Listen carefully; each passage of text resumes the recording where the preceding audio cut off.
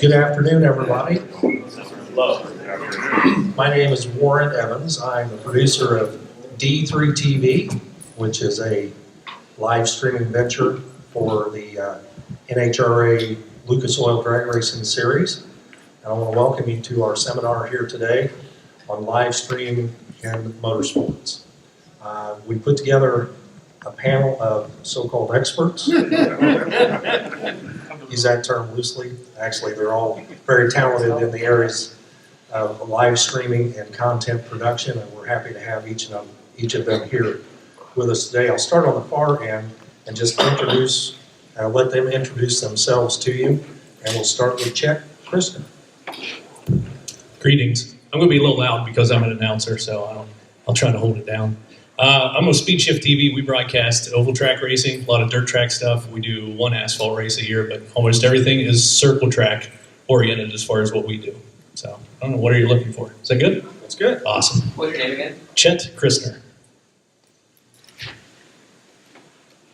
Eric? I'm Eric Prewitt with the Pulling Radio Network. We actually started out audio streaming, nothing but audio, but we have gradually worked our way into the video. And I've learned a lot over the last 3 years. But we do a lot of the promotion part of truck and tractor pulling, more interviewing of pullers and that kind of stuff, and do it live streaming. So, Josh Steinmetz, National Tractor Pullers Association. We do truck and tractor pulling contests themselves.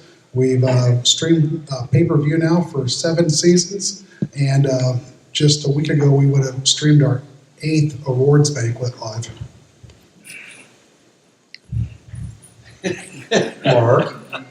Mark Walter, Motor Mania TV. We stream drag racing, everything from brackets to heads up professionals. We've done a little bit of everything over the last 10 years, 12 years, I guess. Go ahead. Brian Lohnes, Bennettshift.com. Same kind of deal as Mark. We stream a lot of drag racing content. We also, over the years, have done autocross and different forms of motorsports. So familiar on that side of things. Also, as Mark said, or rather as Warren said, a lot of us here are also content creators. So familiar on that front too. And I work and do some television work. So kind of a perspective on both sides of the ball on that one. Bobby Bennett with CompetitionPlus.com. I got this crazy idea about 18 years ago that people would want to read their news on the internet, and I launched CompetitionPlus.com, which has expanded into Competition Plus TV, CircleTrackPlus.com, and SportsmanDragRacer.com. And I am actually an affiliate of these two wonderful sites that I also run their live feeds on CompetitionPlus.com.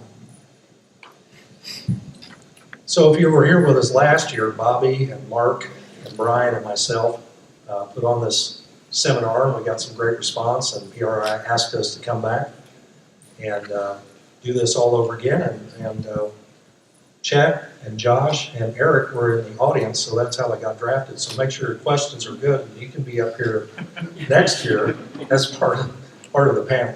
But everybody up here brings a little bit different perspective to the concept of live streaming. And so what I thought we'd do here today is we can talk about history if you'd like, but I think there are some topics that we're all kind of need to touch on related to live streaming and what we're doing in the industry. And then after about 30 minutes of that, we'll take your questions and hopefully help you out. Before we get any further, how many of you are right now either live streaming or attempting to live stream content for your race series? So we've got you out there. How many of you want to do it and haven't quite figured out how to get it done yet? Well, I think you're in the right room to talk to some subject matter experts on how this process works. So first of all, let me start out with, I'll start with Brian because I'm most familiar with Brian's work. Sure. First of all, BangShift.com was kind of the thing that got me into this. It got me, I probably told you the story of Jay Hollinger Yes. drafting me because says, why can't you do it like Bang Shift? So, well, why don't you go hire those guys and they can do it for you? But Brian's been, and Chad Reynolds Yes. have put this together. But Brian also brings a different perspective because he is involved in several different television offerings. So live streaming gets compared to television quite a lot, but it's really not the same. It's not TV, it's live streaming. And Brian, maybe add a little perspective to that. Yeah, I think I think the first thing, the main difference. So I do some work with Fox Sports as well for the NHRA drag racing series. So perspective-wise, let's talk about an event that Mark does called Hot Rod Drag Week. So this is a drag racing event that goes over the course of a week, and we live stream every day from a different racetrack each day. And its format, it's similar to a drag race we would put on Fox Sports, but the relationship that the audience has with you watching a live streamed event versus, say, something that's on network television or cable, way more intimate. Like, you're dealing with a different expectation of the person watching what they're seeing. So if an impediment to you doing what you want to do as far as live streaming goes is that you don't think it's going to be professional enough or big enough or have a presence that you want, I would not let that sway you. A lot of the stuff we do on Bang Shift is basically a single camera. We do a lot of single camera events, and not to say that there's anything wrong with multiple camera events or anything like that, but there really is a place. People want to see the content, right? Deliver it to them in the best way you can. Deliver it to them in a way that is consistent, but don't try to overreach what you're trying to do. A lot of times you see people go out there and they're going to come in and they're going to make a huge multi-camera broadcast, and it's going to look just like it does on network TV. It's real expensive, it's real hard, and if you fail at that, you end up having to scale back your operation and people think you're going backwards instead of forwards. So I guess the bottom line is, I don't feel that anybody that's going to go into live streaming or anybody that does live stream should make a direct comparison to a television broadcast, because the relationship that the viewer has with what they're seeing is way different. You're very disconnected from a TV broadcast. I would argue that you're way more connected when you're watching in front of your face, either on your phone or on your laptop at home. So the viewer experience and the expectation is a lot different. What you expect out of Fox is not what I expect out of Mark or what somebody expects out of Bang Shift. I'm skipping around in my questions a little bit to try to make all this fit together, but Mark has been doing this a very, very long time, and he's also talked last year about the differences between television and live streaming. And give us some idea, Mark, of how content is ingested for your viewing audiences and some of the challenges that you're facing as trying to get that product delivered. Okay. That's Well, good. we do. And we we do only have an hour. Huh? We only have an hour. Yes, sir. Oh, come on, Anyway, no, we do a multi-camera, fiber optic HD from the camera back through the mixer and then to our CDM, which is live stream at the current time. So 3 fixed cameras, 1 following the cars as they make their pass down the track. It's a little bit different setup than what Brian and Chad do. It's different. It's not better or worse. It's just different. And their viewers will be watching their stuff while they're watching our stuff. So that's people want to see the content. We have done a very highly produced program with the PRI30 for 3 years where we had top-end interviews. We had a roving starting line camera. We did pit interviews. I mean, very much like what you would see in a regular TV production. But it's not TV, okay? You're not going to have all the fancy lower thirds, even though we have lower thirds. You're going to have more interviews. You don't have to worry about too many commercial breaks other than taking care of the sponsors of the series or the particular advertisers that might be there for the live stream. So that's the biggest thing, is that to keep that in mind when you're doing that. And it's expensive. It's not cheap. A 1,000-foot spool of fiber, four fiber tack is going to cost you, between $700 and $1,000, and you're going to need probably 3 to 4 of those, and maybe a 5th one as a backup. So, and then you have all the other equipment that goes along with it. So it can get expensive in a hurry, but there's lots of different ways to skin this cat, and a lot of it depends on what you're doing. We do this next year, I think we're scheduled for 52 events. So, and they're all over the country, not too far out west, but literally all up and down the East Coast. So setup and tear down is a big thing, and you want to make that as simple as possible. So it kind of depends on what you're doing. If you're going to do one facility, you may be able to put some stuff in that's going to be more permanent. That may help your things be a little bit easier. But if you're going to do like the roving gypsy band like we do, then it's a different mindset, and that's the thing they go into it with. So let me interject a question here real quick. With Brian and Chad, it's generally one or two people that are out there, one man manning the camera. Sometimes both of you are there. Mark, and I'll just go down the line with this question. Mark, when you go out and do a typical production, how many people are generally on the ground helping you get that production out? 2, a producer and a camera person. And Josh? 3. One guy controlling a switcher and a camera on the sidelines, and then myself, I had to get the distance because we're a distance-based contest, and also putting the lower thirds graphics on. Okay. And Eric? The events that we've done so far, it's one, me. But I have to go to the crowd and beg a friend or somebody to run a couple of cameras. I have to have 2 camera operators. And that's using the cheapest route I can go at this time since we're not making any money at all. We all sympathize with that. Chad? We are actually anywhere from 1 to 5. It depends on the size of the event. And so we adapt. They talk about a single camera coverage or multi-camera, and we will do anything from 1 to 5 cameras in between, anything in between. So it varies. And let's tie that back to television, Brian.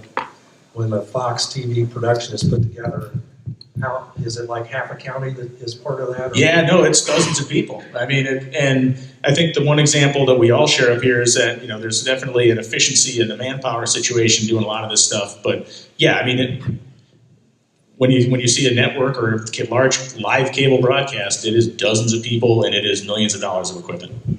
And even when you produce Put Up or Shut Up, you've got probably 7 or 8 or 10 people there for that. And sure, that's a show that I do in the Motor Trend On Demand network, and it's a racing show that we do multiple disciplines of racing on. But yeah, that's 15, 20 people crew making that. So the big differentiator here is this is very grassroots, even at high levels. Like you guys down there do a very high level broadcast, so does Mark. Even at those levels of a live stream production, it is still very much a grassroots activity. I want to come back to you, Bobby, just to talk a little bit about, I assume most of you are familiar with Bobby's work, Competition Plus. It's one of the leading websites in the country, talking about all forms of motorsports. And if you're not familiar, at least say you are, because it makes him feel a lot better about what he does. But Bobby has been generous enough to me and to Mark and to others to provide a platform besides our normal channels to get our message out, a channel to reach his audience with live stream. So how does live streaming fit within your product offering on competitionplus.com? Well, the live streaming, it provides more content. And for any publisher, content is king. The more options that you have to reach more people is always better. And even since 1999 when we launched, we realized the value of having video as part of your words, written and photos. Unfortunately, in 1999, we had 2,400 baud rate, and I don't know, like a postage stamp size that took 2 hours to download, like a 30-second video. 44% buffering, and then anyway, that's just how it worked. But the one good thing about today's publishing world is that you can create all of the avenues, incorporate all of those into one, whether it be podcast, video broadcast, or actual journalistic articles that reach your audience. And with these guys, we have created what's called an affiliate network, where the same group that works together, like Brian provides live streaming, and we also run it on our site, but it's also available to like Mark and everybody else, and we all kind of like work together as a team here for the one common goal. And one of the things is if you're outside of drag racing or whatever you are, you need to create an affiliate program of the people that you work with, because all it's going to do is further increase your reach and your brand. And that in turn, the beneficiaries of this are your advertisers as well as your racers. So instead of limiting yourself to one, it's like the old Diamond. How many people were familiar with the old Diamond P? All right, if you got your National Dragster in the 1970s, you would look to see what channel and what time the NHRA broadcast was coming on. That would have like 55 different channels that this one same race would be on. And that's sort of what we've done here. And they still get the traffic. You still get the traffic, but because it's embedded into our content. And we also get it. So you're kind of like getting the same traffic for two people. And where we add into that, if I may, just one little thing, is that we didn't want to be just a taker. We wanted to be a giver as well. And in live streaming, you have to always expect the unexpected. Like some guy, lays down every bit of oil in his car, then goes back to the trailer and then lays down a little bit more oil because that wasn't enough. Well, we create branded content in there, whether it's feature stories or our Legends, the series, that can give these guys like a 30-minute break that they can go eat, go to the bathroom or something, and they have content flowing, because you don't want to lose your people looking at a tractor going up and down the track about 20 times, and that's how it all incorporates. And if you can build those kind of affiliate networks, that is, I think it would be beneficial to you. Yeah, just to touch on Bobby's point, when we first started doing stuff on Bankshift, our website is a blog that's updated daily. It's a daily content type site. And so we obviously started doing the live streaming stuff to help grow that daily content and to kind of create a marquee thing that people could come in and check out, which we did for a few years. And Bobby came to us and started talking about this kind of affiliate thing, and it really changed our outlook. And because we obviously monetize this by selling advertising packages to companies. So a company like Aeromotive buys an advertising package with us that includes being part of our live broadcast. So our initial thought was always, well, we want these people coming only to our site because we want the traffic and we want the Aeromotive to get as much exposure as they can through their impressions and everything else they're paying for, which was turning out, it ended up being, not to say a faulty point of view, but it was a closed-minded point of view, because once we said, okay, we're doing on-air mentions, we're doing calls to action, we're doing a lot of different stuff during the broadcast. Why are we not trying to expand the audience here? And that really is what changed our perspective. So now, when we go live on anything, we're live on Bankshift, we're live on Com Plus, we're live through our Facebook page, and the difference being is that we're not trying to funnel every single click through our own website as much as we are trying to deliver the value for the advertisers through an increased audience. And to come back to what Bobby said, you're right.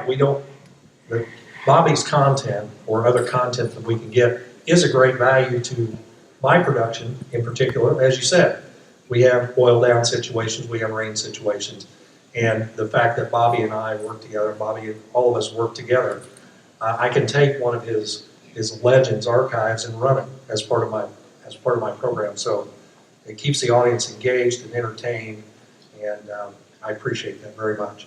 Plus, we get the traffic off of that as well when they pull off of the embed. So it's the internet, okay? This is not like the days of when you had to go to a printed magazine at the drugstore or the bookstore and you have to choose between this magazine or this magazine.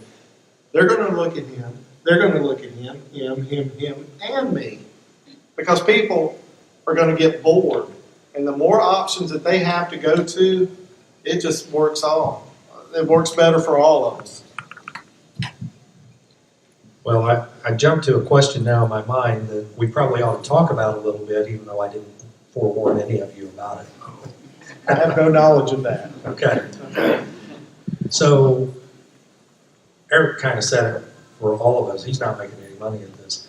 How do you make money how does live streaming create a revenue stream for you, and how do you make money? We'll start with Chet. Kind of saw that one coming. We have and I'll tell you why. We have a different method than what these gentlemen do. A lot of what you do is free to watch and it's paid for by advertisers. Whereas what we do is a pay-per-view, and I think you're pay-per-view as well. And so on a pay-per-view, our theory behind that and the way we operate is it creates another revenue stream for the establishment, for the racetrack, and for the, in some cases, sanction, if it's a sanctioned event like the All-Star Sprint Cars and stuff like that. It's a revenue stream that benefits both of them. And I just want to take this opportunity. One of the biggest things that people think is if you live stream an event, whether it be free or a pay-per-view, is that you will lose fans from your stands, that they're not going to come to the track. And I'm here to tell you that is false.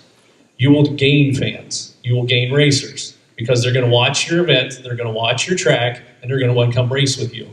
And we did a marketing study throughout the course of 2016, and we targeted only people that watched a broadcast within a 2-hour radius of an event. And we asked them, why did you do so? And 83.3% of the people who responded, and I can't tell you how many hundreds we had respond, but 83.3% of the people watched the broadcast because they were at work, they were leaving work, or they had to be at work. And almost 100% of them said that they would not have been at the event had the live stream not been offered. And so all it is it's marketing. It's advertising for your racing, it's advertising for your facility, and for your advertisers. So, but yeah, we're pay-per-view. Sorry, I just want to get that out there. Because we fight that all the time. People are like, oh, no, people aren't going to show up. It's like, you're a race fan. If there's a race within 2 hours of where you are you going to it? Well, yeah, I'm going. Well, everybody else feels the same way. I'll let Josh jump in here. Well, I wanted to add to that about the fans in the stand. We did the first year we were out in a small town in Iowa, and the second year they said, we got a bunch more people from far away. They started talking. We had a group of people from Canada come down and watch the poll because they seen it on TV or on the stream. They said, you know what, we want to check that out next year.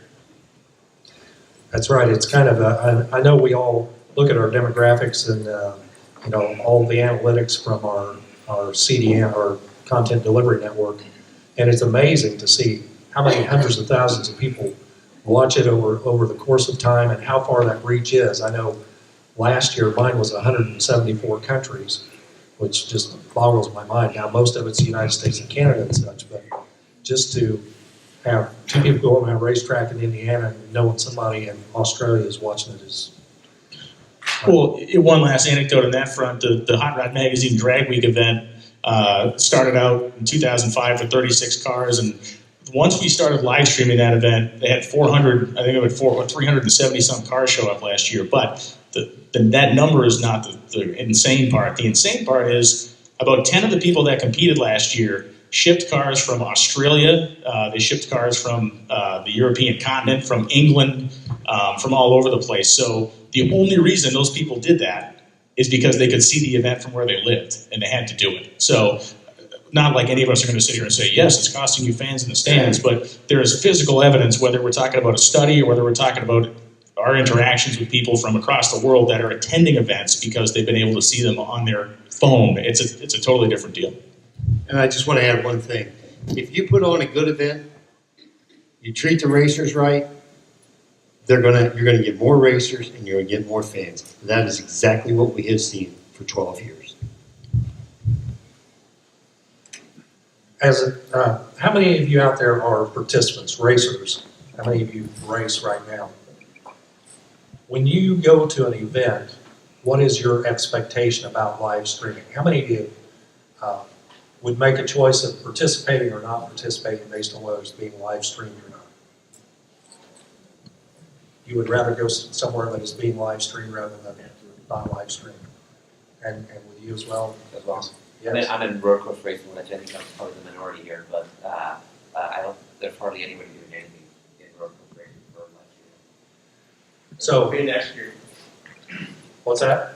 It will be next year. From road racing, are you talking about? Yeah, Yeah. but with organizations. What's that? All of them. Breaking news. Yeah. There you go, Bob. So yeah, I mean, from our perspective, it has become an expectation that an event's not really an event unless it's being live streamed. At least that's how we're seeing it. And 3 years ago, people didn't even know what we were doing with D3TV, and now I'm getting text messages 3 weeks in advance. You're going to be there, right? What time? You're going to start with the first pair, right? And so it's now become an expectation as part of the event coverage itself. So let's change gears a little bit here. Let's talk to Eric for just a minute. Now, before we do, Josh has been part of the NTPA for how long have you been doing live streaming? 7 years live streaming. And see, we had no idea that A, NTPA was even live streaming, and B, it's been around that long. Eric, on the other hand, is a newbie. So for all of you out there wanting to learn how to do it, Eric is really kind of getting he's the entry-level guy, transitioning from an interview type, internet-based audio network to live streaming. And so talk a little bit about the challenges you've had in trying to get ramped up. Well, the biggest thing is what you were just talking about, the revenue. Our network is a group of 8 guys all over the country. New York, Michigan, Utah, and Kentucky. We started out, we wanted to cover every region of the sport of truck and tractor pull, regardless at NTPA, PPL, Outlaws, state level, local. We wanted to cover everything, or promote everything, get everything that we could.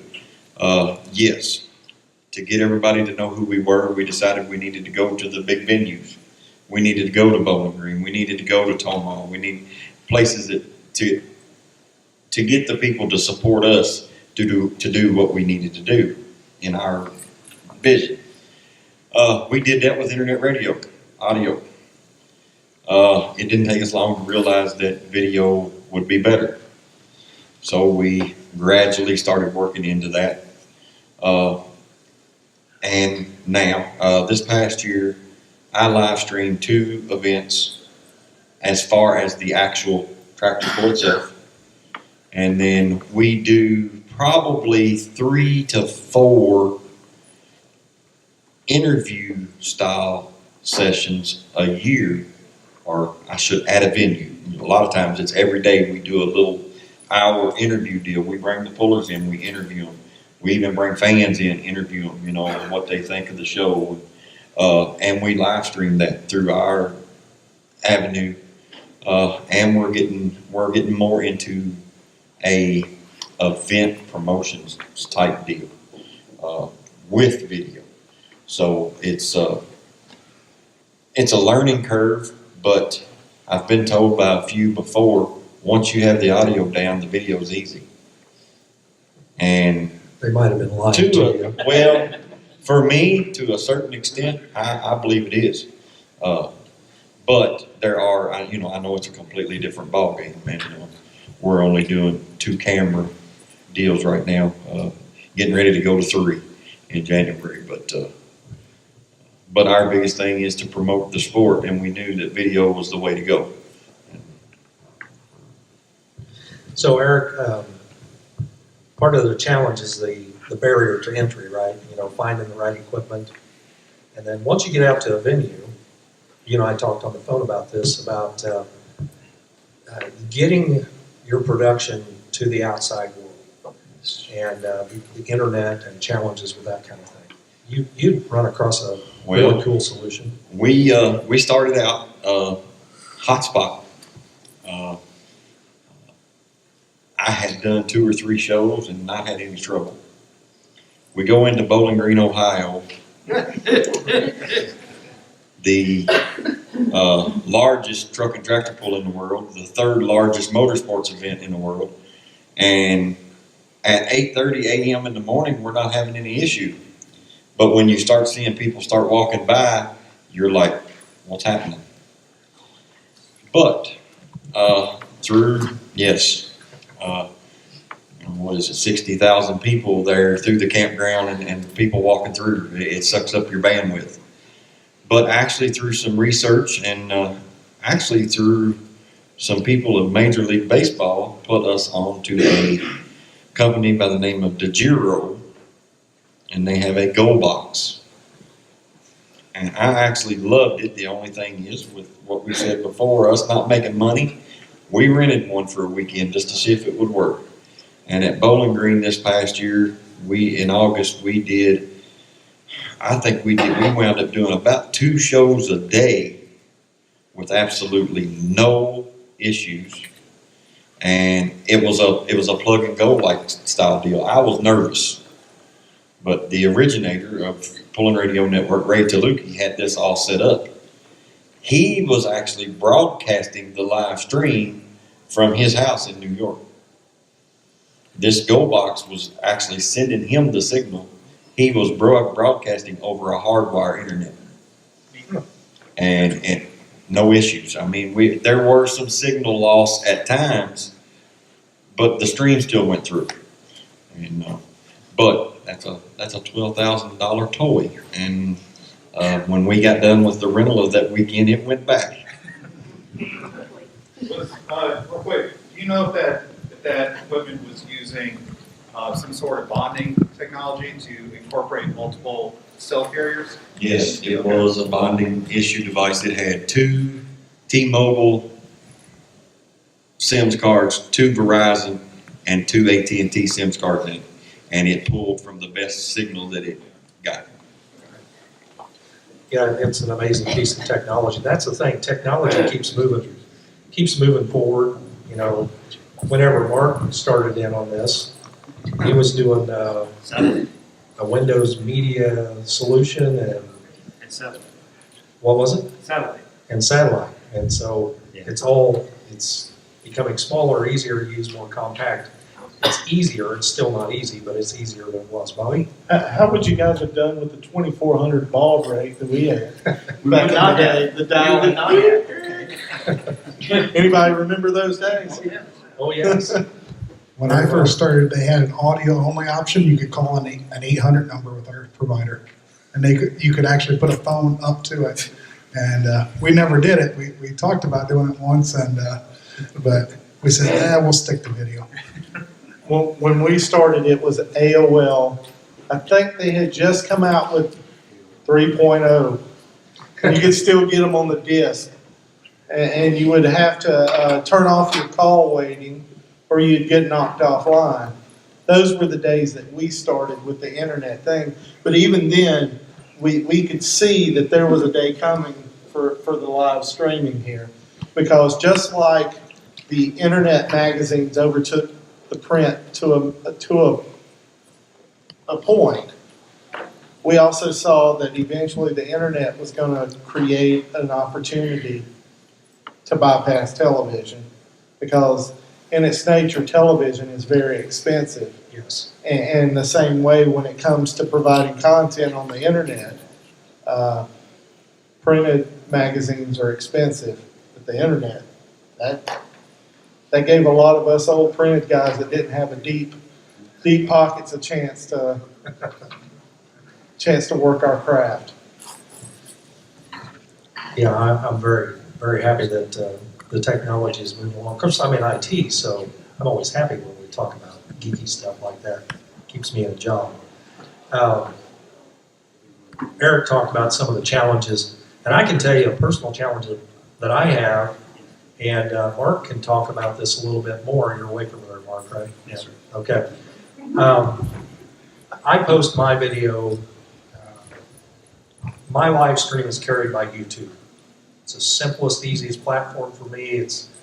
There's plenty of space, plenty of bandwidth. It's very easy for me, except for one thing, and that is the content police, the copyright infringement algorithm that runs in the background while you're live streaming it. It's sitting there and analyzing it, and if it hears or sees anything that's copyrighted, it just no soup for you. It's gone. The video's taken down, or it's blocked or whatever. And Mark, in this past season, has started using YouTube as well and seen some of those same challenges. And he's done some research on copyright infringement and the challenges that we face. So Mark? I think that if you use YouTube, you believe it or not, you're actually in a lot better shape than any other CDN out there. Okay, we use live stream right now, and I think we're both moving to YouTube next year for a lot of different reasons. But the biggest problem is ASCAP and BMI. Okay, and if anybody in here owns a racetrack, you may have even dealt with some of those things. Okay, where if you play a radio station over the PA and they're going to come in, how big is your audience, and blah blah blah blah. There's a way around that with Pandora. Just do a little research on their commercial side. It's like $26 a month, and you're covered. But getting back to the video side, for live stream, Ustream, they don't have basically the content police out there. Okay, so if they happen across your video, you can expect to get a phone call from a lawyer. Ask me how I know that. Okay, so and I paid a pretty good fine for using one song on a piece I did for a guy a bunch of years ago, and it cost me $3,000 for one song that I used. That the video saw, gosh, I don't know, maybe 400 or 500 views. All right, so I'm death on this thing right now. Anyways, the ASCAP and BMI have agreements with YouTube. Okay, they have an inventory of songs. It's several 100,000. And I actually talked to somebody at ASCAP and BMI, and these was what the folks told me in their copyright department. So if you're streaming to YouTube, you're covered for the most part. Now, you may not be able to advertise, get the content if you've got Google Ads or something like that. All right, that stuff will go to the people that own the copyright on the particular music. But you're not going to get dinged. Now, there are some artists out there. Bob Seger and the Eagles are two. Yeah, he hates Bob Seger. Taylor Swift is another one. Yeah. That if their song happens, and we don't ever play anything directly in the stream, unless it's in a commercial and we've already bought the rights for that stuff anyways. But if it's being played over the loudspeaker at the track and one of your cameras happens to pick it up, it takes very, very little. That's how sensitive that equipment at YouTube is, that it'll pick that up. And we did an event in Orlando last month, and one of the Saturday video was about 15 hours long. Well, the first 12 hours, and the way YouTube works, you do 12 hours and then you do another video. That first 12 hours, it had the Heartbreak Hotel in it. Well, bang, done. End of statement. It was streamed over there fine, as long as it was live. But as soon as I shut down for the day, it automatically flagged up. I get an email and it says, the video's been taken down. Okay, so now I have a video that nobody can watch. And I was mad, okay? I'm like, all right, I got to get to the bottom of this. And so that put me on track to talk to these people and find out what the story was.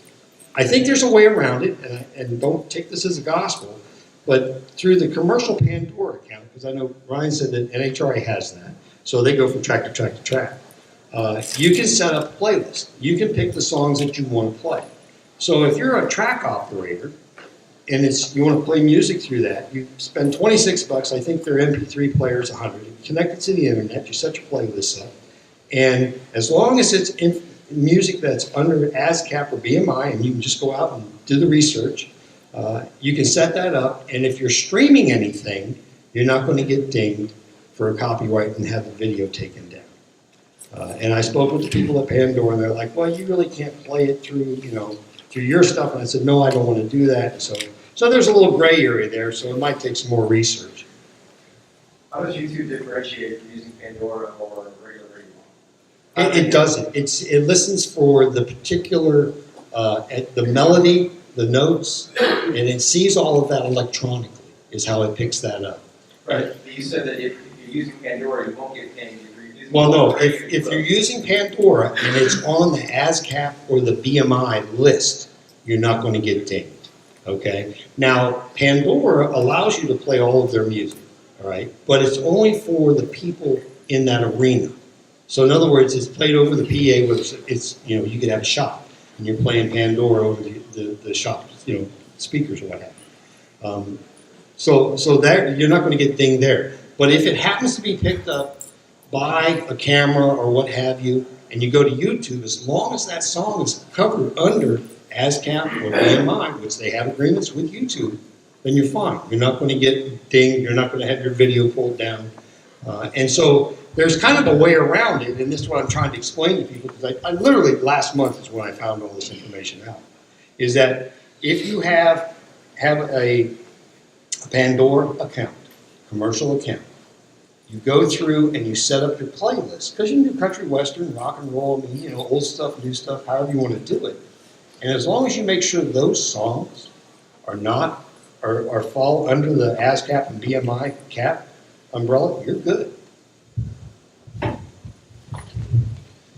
Yeah, I've had that pain point as well, Mark, with posting a 12-hour video, and then there's one song right in the middle, 3 minutes worth. And they take the thing down, and I have to go back and load that video up and edit that one song out and repost it. It's nothing but aggravation. But like you said, if it's happening live, the live stream itself is okay. They won't block the live stream. It's the archive where it becomes a challenge.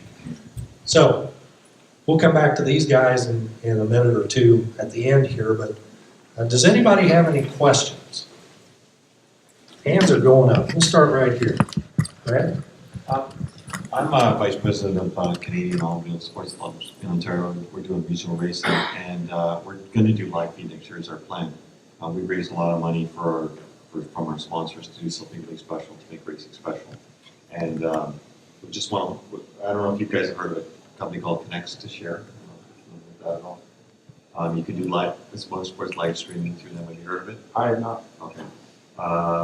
And so I'm just want to know more about it, how to set it up as far as how many cameras we're thinking of doing, 5 cameras, inside car. It's a 2.5 mile track. So it's going to be, obviously some challenges planned, and so just wondering if you guys have any advice or how I can help pull this off. So you're not familiar with Connects to Share at all. So Connects to Share is a Motorsports site that you can live stream to, and then you can go back and watch it later as well. So we got the wrong experts up here. Is it a Canadian thing? Is it a Canadian No, thing? it's not. Really? And I was told about it through Rockstar, who's also one of our sponsors for next year. And they do a lot of bikes and stuff like that. But he was the one who told me about Motorsports, and basically you can just live stream to it. It connects. Interesting. www.connectconx2share.com. I can tell you this just because we do oval track, which I know it's not road course. Road course is much bigger than what we do. But the moment you start mentioning in-car cameras, you start mentioning TV style production, and you're talking money, a lot of money. And that's the beauty of live streaming, is that it's not expensive. I mean, it's expensive, don't get me wrong, but compared to commercial television, it's not nearly what it costs to do commercial television. But whenever you're talking in-car cameras and stuff like that, you've ramped yourself up to tractor trailer production and generators. 5 cameras and then possibly doing a couple of in-cars as well, but I don't know, maybe the in-cars are not realistic. Yeah. That's what it's all about. Well, what we use, and it's basically, we use it because it's a little cheaper than anything else. We use a program called vMix. vMix? Yes. And they actually have an NDI and I know it would be if your internet signal where you could get Wi-Fi travel back and forth good enough that it didn't interfere. You can have a GoPro hooked into vMix with NDI, and it will pick it up. And it's not hard. Okay. I mean, And 150 foot. yeah, 2.5 miles is But if you different challenge, that's for sure. We've talked about on our sled, which is what everything pulls, putting a camera on, and we've done it in standard definition, but the move to high def is just too much money at this point.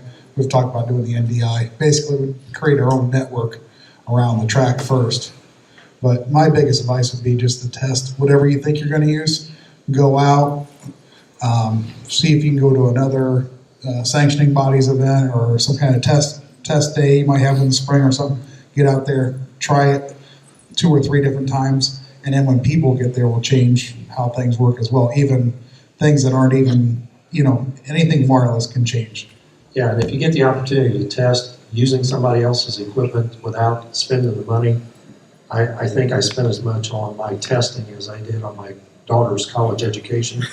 I have a garage full of stuff that I own that I thought was going to work, and it didn't. I'll send you to my eBay site. Adrian. How you doing, Adrian? Also known as Maximus Capacitor on Twitch.tv. I just had a question. I currently got affiliated through Twitch.tv.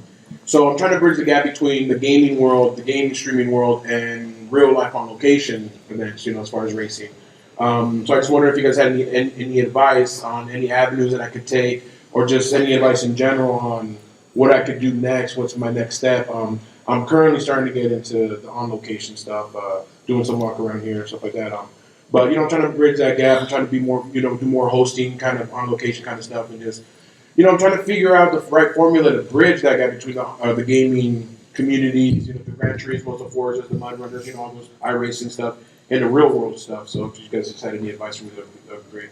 Yeah, to me, I think if you're looking to make those connections, I think the first place I would go, or the first couple places I go, is first go to the media departments of the various, if you were looking to go iRacing stuff, my understanding is a lot of guys do sprint car stuff with, or road racing, that kind of deal. So whatever sanctioning body you want to go to, get to the media department there, but also go to racers. So the world of drag racing, Ron Capps is a funny car driver I know pretty well. He's a big iRacing guy. So in my mind, if I'm in your position, I want to find out who are the kind of higher profile iRacing people out there that you can get linked up with, because that's really how you're going to probably make the easiest connection. Go to a driver like that, he's probably going to refer you to his media people, go to his media people and kind of work that. That's the route that I would take if I was in your position. A lot of my hope was that to relate more towards the console kind of gamer, because I know with PCs and iRacing, it's more of an expensive type of game, and it's also more of a limited demographic or whatever you want to call it. So like through the console world, there's obviously a lot more people there, so there's a bigger opportunity there to reach a lot more people. So that's kind of I get the iRacing thing, but that's well, generationally, I mean, you're trying to work with an audience that I think every motorsport wants to connect better with at this point. So my opinion would be get in contact with the media departments of the various sanctions you want to work with, and then whoever that has any sort of social media profile in that world is really that's kind of your backdoor in there to get with them and then work with them. Absolutely. Thank you, Adrian. Michael McIntyre, Road Trip Productions. This is specifically for the drag race guys, because Chet and I have talked about this as far as the circle track side. Everybody in this room knows that when you're at an event or you're not at an event, you can just as easily find somebody that is using this to broadcast themselves. My biggest thing to you guys as far as the drag race side, do we care that this is possibly taking away from revenue? And if yes, how on earth do we combat it? Because it's becoming more and more prevalent. Mike, if I can go first. Okay. I think anybody that has ever tried to combat the internet on any front has lost. I think I will start there. So it was a novel thought. Yeah. I immediately hate you. Yeah. Well, I think combat, probably not the answer in my opinion. I think at the end of the day, even a guy like us, the guys like us that do the smaller, like 1-2 camera productions, the thing that we bring that's different than the dude on the starting line doing this is you bring, if you have a good host, which you do need a good host, that is an important element to all this. If you bring a host that can bring an element to what you're doing of knowledge that is beyond some dude going, oh man, this is rad, this dude's doing a burnout, this is cool. If you bring someone that can, when there's downtime or whatever, can go to camera, talk about what people are seeing, explain what someone has seen, that's where value is. And the knucklehead on the starting line with his phone is probably in the long run helping, right? Because his 20 people, their friends, or his 50 people that are watching had no idea this was going on. And now maybe they want to Google and find out if there's somebody actually doing a more professional broadcast here. So, yeah, that dude's probably taken some viewers away initially, but like we talked about before, the amplification of the event is what we're all trying to accomplish here, both for our own audience and for the people that we're streaming these events for. So, I don't necessarily think it's a bad thing. Thank you, gentlemen. All right. Right over here. Hi there. I know at one point we were talking about keeping people engaged through a long period of time, and a lot of what I've heard so far is about being able to stream video, which I think in itself has a lot of good content, but for racing at some point it does make sense to show lower thirds or some kind of timing information or some kind of data. So I'm just curious of what you guys are doing today and perhaps a little bit about how you're doing it to capture some racing data out of whatever system you go to. I'm sure there's a lot of different systems as you're going around, and just kind of talk a little bit about what your approach is on that. Well, I can tell you from D3TV, which is the divisional stuff, one of the features about our production that people really like is the CompuLink timing system. You know, if you've ever been to a drag race, there's a screen in front of the announcer that's got all the information about those racers, left lane, right lane, who the racer is, and all the incrementals, what the reaction time was, their dial-in, 60 foot all the way down, winner. It's all displayed there for the announcer. Sure. I've been able to capture that and bring it into my production as a picture-in-picture. So if you watch D3TV, what you see is 3/4 of the screen is the actual race itself, the two cars going down the track. And in the lower right-hand corner is the announcer screen, so they can follow the incrementals. So for a racer, that's a very important thing to them. They then go back and use that, you know, as a race fan or another racer, they're watching those incrementals.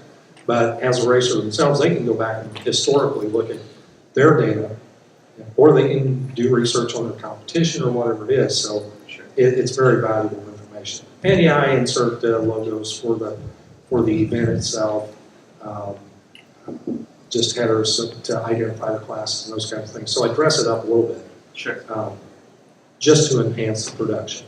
Yeah. And Yeah, are you drag race or are you road race? We got, the three of us actually go to different, like dirt oval and stuff like that, and do a little bit, sorry. So we'll go and do a little bit of timing and think for people. We're trying to help a couple local tracks start to broadcast and do some things, and so it's just kind of gathering some of these ideas about how they might better what they're doing. Well, that's the reason I was asking is because whenever you get into my world, you're in the transponders.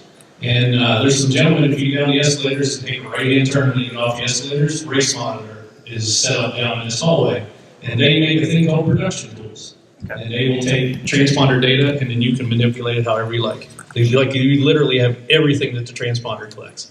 And then just incorporate that, and it incorporates it into your broadcast for you. And they'll give you like an overlay that goes on top of whatever. Well, you have to create your own overlay.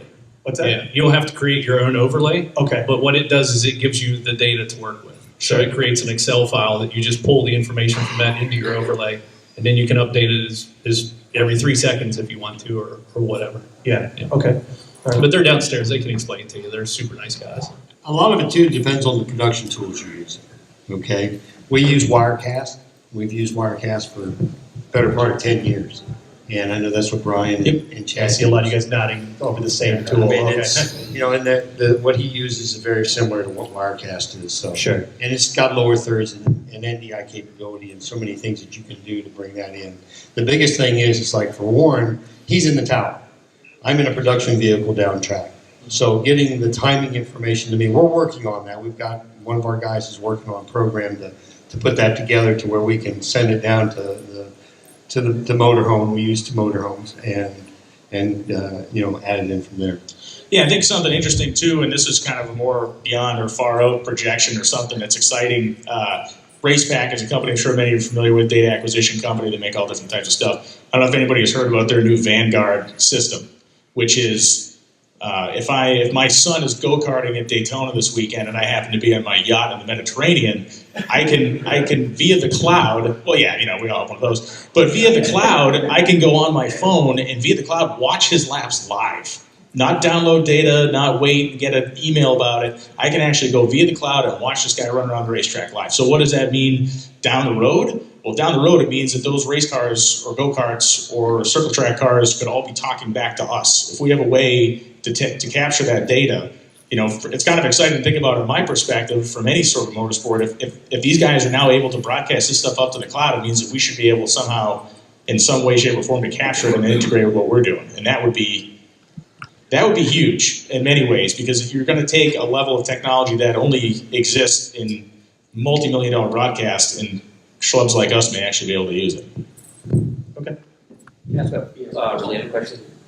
Hi guys, Will Brown, Radical Sportscast. We're quite fortunate in that we run sports car racing sim making in the US and also in Europe as well. And, we can piggyback off an OB broadcast that's got multiple cameras, which is great. But I suppose this is kind of aimed more at you guys that are distributing the content through the websites. When you're taking that content, what do you think audiences are ultimately looking for? What, in your view, makes a well-rounded broadcast or content that is appealing? What are people looking for that ultimately makes it more desirable for multi-platform live streaming? Yeah, I guess my opinion would be they're looking for continuity is the first thing, right? If the thing is all janky and starting and stopping, and that's the number one thing is quality of the actual feed itself, which it sounds like you guys have handled. I think the other thing they want to see is they want the thing to be living. It's one thing if you just, in-car cameras are awesome. In-car cameras bring us into a place that everybody wants to be in the cockpit of a race car. But you can go on YouTube and watch the most exciting in-car camera video of all time that's 10 minutes long, and 3-4 minutes into it, you're going, because you're just stuck there. So what people want to see is they want to see that livelihood, that motion. If you have a broadcast with no host, I think that's kind of weird. The NFL back in the 80s was 1 week they decided to broadcast all their games with no announcers. It's very interesting. You can actually read about this. NFL broadcast professional football games, and they took all the announcers out of the booth because they thought the announcers weren't bringing anything to the table. It's bizarre. It's a very, very strange thing. So if the broadcast doesn't feel like it has any life to it, I think that's what turns people off. And whether you're at a drag race and there's a lot of downtime or there's a crash and there's nothing happening, if you don't have something, whether it's some produced content you can slide in to fill the slot, whether it's a guy in the pits that's doing pit interviews, whether it's an announcer that's bringing a recap of what's happened, my opinion is people need to understand that the broadcast is alive and it's not just some robo cameras that are just pointing off into the racetrack. There's something to add to that too that we see that live streaming gives you that television doesn't, is fan interaction. And you guys do that a lot. Bang Shift is very good about fan interaction. And they'll carry on conversations with people watching. We try to do that on Speed Shift TV as well. And network television is trying to do that through Twitter now. You're starting to see them try to use Twitter for conversation. But in live streaming, it's so embedded in it with chat, online chats. If you're on Facebook Live, you have that interaction that way. And you can talk to the people watching. And it makes it very personal. And that is something I don't think network television will ever be able to reproduce. So we have a leg up in that department. Yeah, it definitely goes back to that intimacy I talked about earlier. And it goes against every rule in the book for any sort of produced television show to have a guy stare into the camera and say, yes, John Smith 267, that guy did actually just blow his car up. But this is not about following those rules. So your audience that's tuned in to watch whatever particular race, if the announcer or the host or anybody is actually talking to that person or is now looking directly in the camera and talking back to the audience to fill time, it's something they can't do and we can. And to add what they were talking about, when you create the content, you got to make good content for this. This can't be the dude with the cell phone camera, that you just put in to fill time. You have to have almost like a television quality video to throw in there, whether it's 5 minutes or 10 minutes during that downtime. You know what I'm saying? With like the Legends. Yeah, just to keep the continuity of the thing. Right. Sure. And Yeah. it's almost got to be even better than anything because you're wanting to keep their attention. So when you do go back live, they're like, oh, okay, here we go. We're back at it. And I think, again, the big thing is the key is the chat. It really is the key. Because there are some live streams you go out and you watch and there's no chat. There's no interaction. You have no feedback from your main audience. And those are the people who are watching, who are going to buy the products of the advertisers that are advertising with you. And if you're not getting that feedback from them, how can you even go back to your advertisers and say, this is what we did? So I think that's one thing that we have learned, and we've been on we've been on Ustream, we did Windows Media, we've done a little bit of everything over 12 years. And the chat is an absolute must, but you got to control it. And just to that point too, in terms of monetization, for us to be able to go back to an advertiser for instance, we can do call to actions on the screen. So if we're at a race, we have an audience, we get some downtime, and use Comp Cams as an example. If Comp Cams has said, okay, we're going to give you guys a couple of gift certificates to give away this weekend, when you have time, do it. When you can go, okay, everybody, go to the Comp Cams Facebook page, submit your information here, and you'll be entered to win this gift certificate. When the guys from Comp Cams go into the office on Monday and they have 400 entries for this gift certificate, you're giving them a deliverable, measurable you're driving an audience to them that, a print magazine, all these others, it's a way to get an audience to somebody that you can actually go then and to monetize very easily by saying, this is what I brought to you, this is what you're paying for. Yeah, and we actually have helped some of the, they'll have like a raffle for an engine or a dragster or something like that at some of the events. And they'll say, hey, we've still got 50 slots left. And so we'll go and we'll put up a lower third graphic where they can call in and buy a raffle ticket. And they have actually called us on the phone and said, stop, we're done. We've sold everything that we can sell in 10 minutes, okay? So that's the kind of interactivity that you guys can have with the audience. Good question? Actually, I got here late, I think it was already discussed, so I'll give you one. Okay. What kind of, for anybody that's doing multicam, what kind of backbone are you using to get video from cameras to your stream? Are you doing an individual streaming box per camera, or are you integrating them all into a single feed and then broadcasting that out to the world? And is anybody doing that at a longer distance, more than like 100 feet between source and broadcast? We use fiber optic. Okay. So even 28 miles in fiber optic. And we're fiber optic from all the cameras. We have converters on, at the camera positions that converts the video signal to fiber optic. It comes back into the production vehicle. It's reconverted back into a video signal.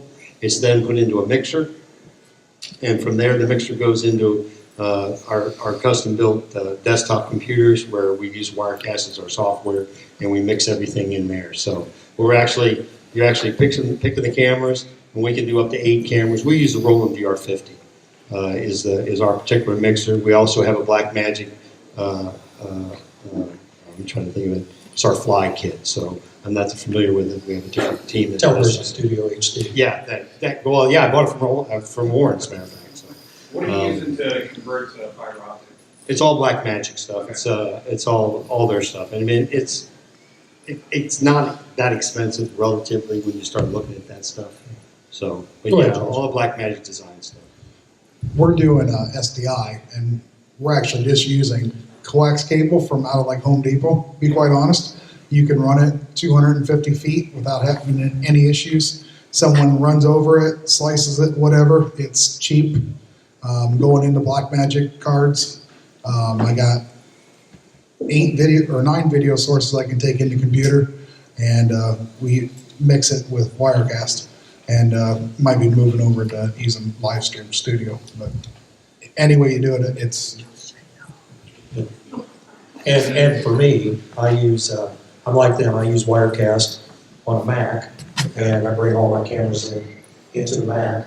And most of my local, as Brian said, or Mark said, I'm inside the tower, so I get a lot of my feeds from right inside the tower.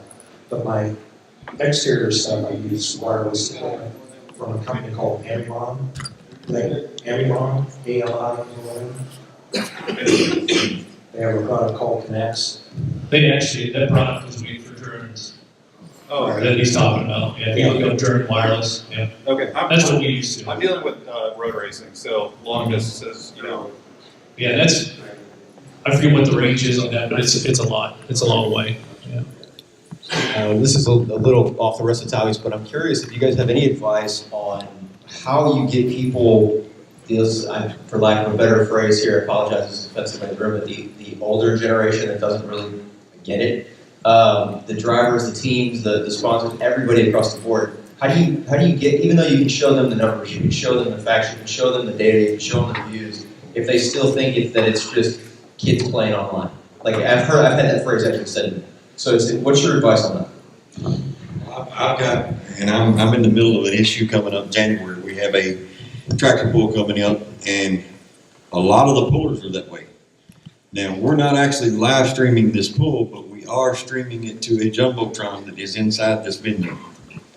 I started 2 weeks ago telling all the pullers I needed a picture of their vehicle, a picture of their self, and I have started posting those on Facebook.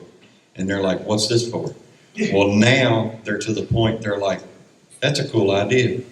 Because we're actually, when their name is introduced, these pullers, racers, everybody, have a fire suit, helmet, everything. Nobody can see them. When these guys' names are introduced to come out onto the track, I'm going to pop up a screen. Now, these are state and local tractor pulling guys. They've never had this done before. And everybody involved, Facebook, because we deal with Facebook more than we do anything else. Everybody that is involved, pages are growing because they're interested in what we're doing, and they're like, man, that's neat. Now people are going to know who I am. Yeah, I mean, part of the crummy thing is you can only evangelize it so much, right? Those guys, Henry Ford sold 27 million Model Ts, and there were still guys that'll tell you that a horse was a better way to get around, right? So you're not going to get everybody. But at the end of the day, I think the people that get it are the ones that you need to use as your mouthpiece. You need people to evangelize on your behalf. It's like anything else. You always want your work to stand so well that a third party that you have no real direct affinity to is gonna stand up and say, this is what we need to do, this is great. So put your head down and smile and grin and try not to whack the guy across the face when he tells you you're playing on the internet, because I know how hard everybody works that does this. But that's the big thing. It's just you just got to persevere and keep your head down and do it. All right, anybody else have a question in case I missed you? I had a follow-up question earlier about the discussion of, as the example of the raceback Vanguard system. So the way that works is that it leverages your cell phone as the thing that brings in the data, and then it uses that cellular connection to be able to stream the data live, right? So in previous prototypes we've built, we've done exactly that and streaming video. But a lot of the feedback that we've gotten from drivers and sanctioning bodies was they didn't want cell phones in a race car. Have you all heard that? How do you all feel about that? Yeah, I mean, and there are rules for and against that stuff in different motorsports. I think it's a fairly short-sighted mindset. I think if you're a race car driver, you probably don't want that, because then your crew chief can look in there and go, dude, what are you doing inside the car? But no, to me almost the same answer as how do you convince the old guys that this is a good idea? How do you convince a sanctioning body that it's not a risk? I guess it's going to just take time. These things have pervaded every inch of our lives, right? You don't go anywhere without this anymore. It's basically going to be mounting solutions and having a company that makes mounting solutions argue on their own behalf or your behalf that what they make is going to stand up in a wreck, or maybe someday there probably will be SFI. Maybe there'll be an SFI spec on a cell phone holder in a race car. I'm sure. Yeah, I'm actually with the Sports Car Club of America, one of the bigger sanctioning bodies. And when it comes to in-car video, especially like with road racing or autocross or even time trials, track events, it's pretty much gotten to the point with like putting a camera in the car. As long as it's secured and as long as it's in a really good secure mount, we're pretty much okay with it. Nowadays, the thing that we run into the most that is still like a hard no, is especially like an autocross, is like people trying to like stick cameras out the windows, like as passengers and stuff like that. But as long as like, if you have a camera that's in like, even like a ram mount, an X grip, and that's like on a roll bar or something like that, and you can grab them out and give it a wiggle and it's not going anywhere, we're pretty much cool with it. Yeah, and I've seen that more than that. But what about all of you oval racers and dirt track racers, where we work with them? It's been less about a camera, but more about a data system, and then there's a lot of resistance there. Yeah, so their concern is less safety and more cheating. They don't want somebody using the phone inside the car to affect the device, and that's your world. So, and actually, I don't have an answer for that. That's a sanctioning body. That's something they have to address, and I can't tell you. I feel like that as far as technology is concerned, that's the future. It's going to be there. And I know that a lot of things, especially in oval track racing, and I'm sure in road racing too, traction control, everybody's talking about traction control. And right now, your cell phone has more computing power than the space shuttle.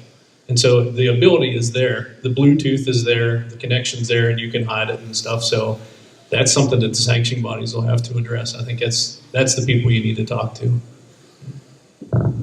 I've live streamed from my phone before, from inside my car.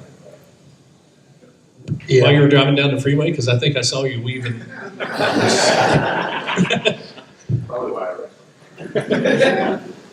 There's nothing will make an official cringe more than seeing some guy doing a burnout in a super comp car, and he's holding up his phone while he's doing the burnout.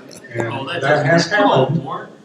I think I saw Jay Horner have an aneurysm when that happened. But I think, does anybody else have any more questions? I know there are plenty of questions. Yes, sir? Just a question. I have a Northeastern Modified Touring Series for a Track Super Series. We're going to do some live streaming this year. And my question is, where do you think the price for a pay-per-view should fall in relation to the ticket price? We have, at Speed Shift, one of the things that we like to do is keep it affordable. And part of that is, I told you 83.3% of the people that watch a broadcast do so because they're at work or they're going to work or coming from work or whatever.